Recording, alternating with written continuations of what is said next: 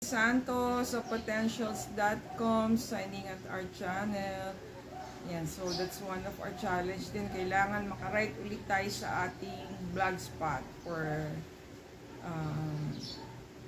new ideas po, or that we can share about our life, diba? Learning. So, let's continue studying the book of John Ray. What your mother couldn't tell you and your father didn't know. So, ano ba yung lesson natin today?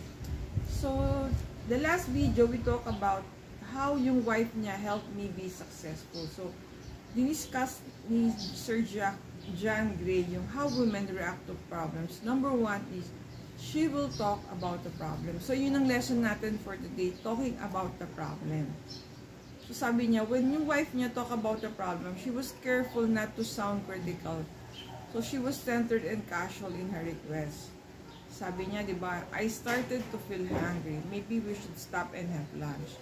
Her easygoing tone of voice made it easy to respond to her request.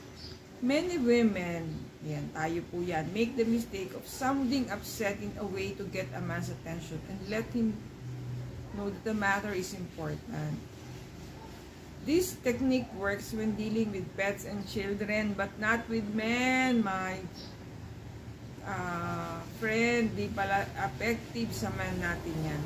When a woman intensifies her feelings about a problem, he tends to minimize the problem. Yun po, di ba, yung man, they would tend to parang don't take it seriously or binabaliwala po or minimize nga po. Parang kaya natin yan, we can solve that, we can handle that. No? Tayo naman parang sa atin, it's a big thing. Eh. Parang it means the world to us. So lalo tayo na-upset pag nakikita natin minimize yung concern natin. Sometimes a woman will use the casual approach but will quickly give up when the man doesn't respond. So, especially effective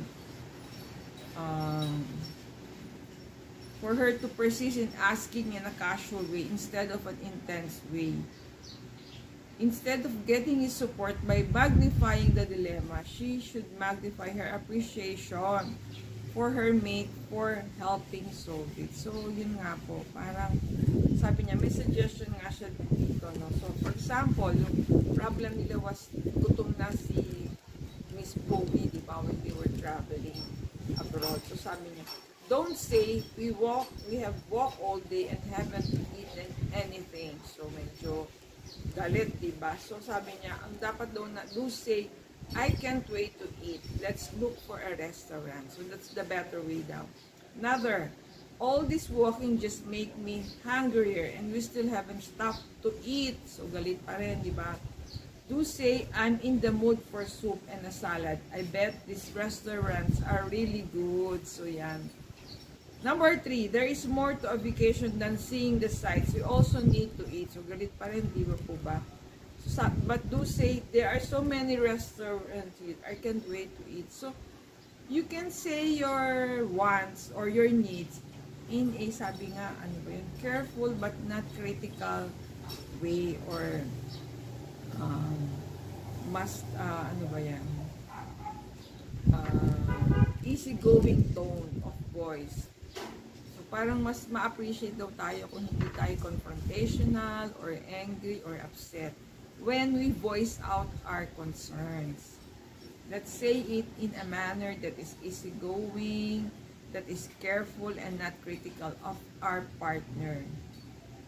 So, with each of these comments, sabi niya, marami pa pong comments eh, pero yung nga, galit yung approach ng isa. Yung isa naman is easygoing and casual. So, sabi niya, a man feels appreciated for what he has done, and here's the problem, without feeling blame or criticized. So, ayaw daw po nila yan, yung napapagalitan sila at nasisisi. He is more motivated to solve a problem when he is not seen as the problem.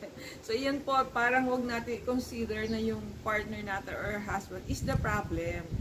Kasi ba, kumbaga, it's just, the problem is gutom na tayo, hindi yung asawa natin ang problem. So, a man is much more motivated to solve a problem when he is not seen as the problem. Stay safe, everyone. God bless you all. Thank you for watching. See you in our next video. Please support our channel by subscribing. God bless us all.